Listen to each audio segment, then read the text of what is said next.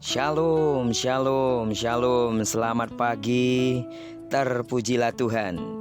Dia adalah Allah yang hidup, yang dalam anugerahnya Dia telah memberikan kita satu hari lagi, tepat di hari Jumat tanggal 19 Maret tahun 2021.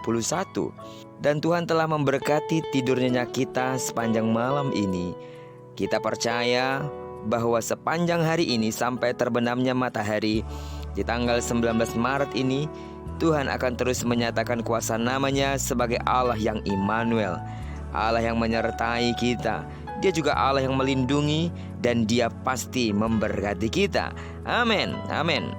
Saat ini, sebelum kita lebih jauh melakukan seluruh aktivitas kita, mari kita sama-sama kembali meneduhkan hati kita untuk merenungkan firman Tuhan yang datang sebagai pedoman dan pelita hidup kita, yang akan kita ambil dari pembacaan Alkitab 50 hari bersama kitab Kejadian. Dan hari ini kita akan melanjutkan pembacaan kita dari Kejadian pasalnya yang ke-47, ayat yang pertama sampai dengan ayat yang ke-31.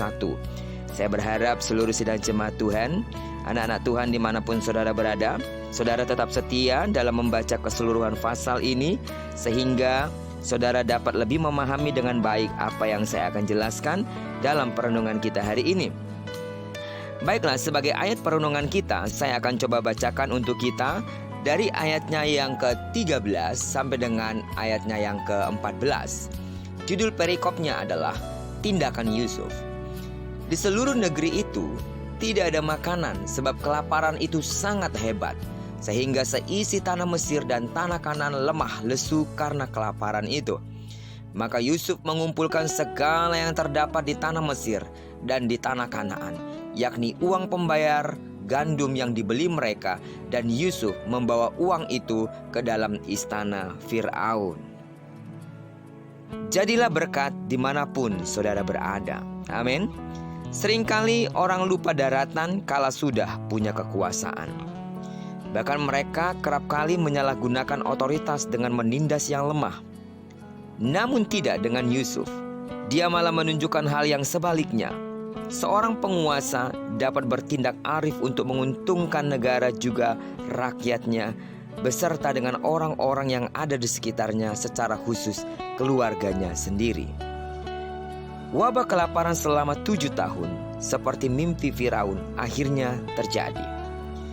Itulah yang menyebabkan seluruh rakyat Mesir bergantung total kepada pemerintah. Dalam situasi ini, Yusuf menjadi penanggung jawabnya. Rakyat memakai uang untuk membeli makanan. Setelah uang habis, Yusuf meminta agar makanan ditukar dengan ternak. Setahun kemudian, ketika uang dan ternak pun kering, tanah dijadikan sebagai alat tukar. Hingga akhirnya mereka pun ikhlas menjadi hamba Firaun asal mendapatkan makanan. Kemudian Yusuf membeli seluruh tanah di Mesir. Dia hanya menyisakan tanah para imam, karena mereka mendapat tunjangan khusus tetap dari Firaun. Sejagat negeri itu menjadi milik Firaun, serta seluruh rakyat mengabdi dan menjadi hamba Firaun. Yusuf memberikan rakyat benih untuk ditanam di ladang yang telah dibeli oleh Firaun. Dia menetapkan bahwa 1/5 dari hasil ladang adalah milik Firaun.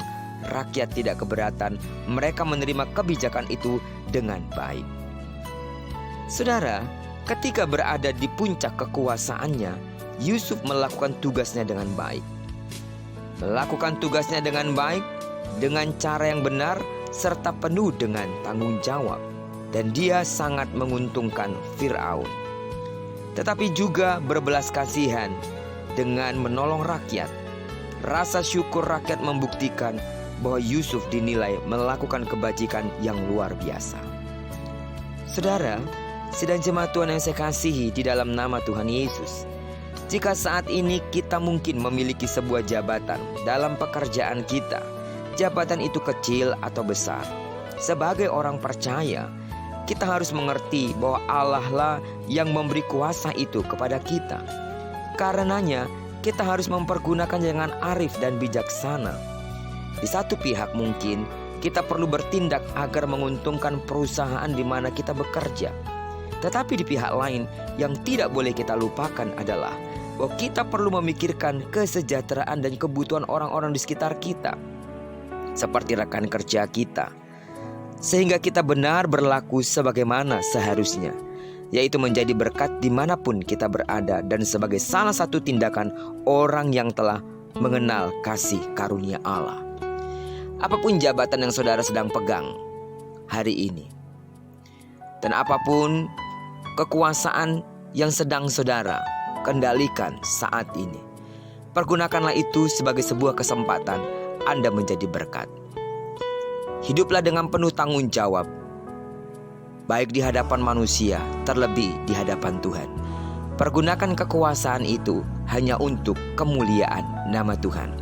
Pergunakan pula segala berkat yang ada padamu hanya untuk kemuliaan nama Tuhan saja. Terpujilah nama Tuhan. Amin. Diberkatilah kita bersama dengan orang-orang yang kita kasihi dan bersama dengan orang-orang yang kita cintai sepanjang hari ini. Dan percayalah bahwa apa yang telah difirmankannya, yang berjanji Dia akan memberkati apa yang dikerjakan tangan kanan dan tangan kiri kita. Bahkan kemanapun kaki kanan kaki kiri kita melangkah, di sana kemuliaan Tuhan akan dinyatakan. Dan terjadilah itu buat kita sepanjang hari ini. Terpujilah nama Tuhan. Shalom.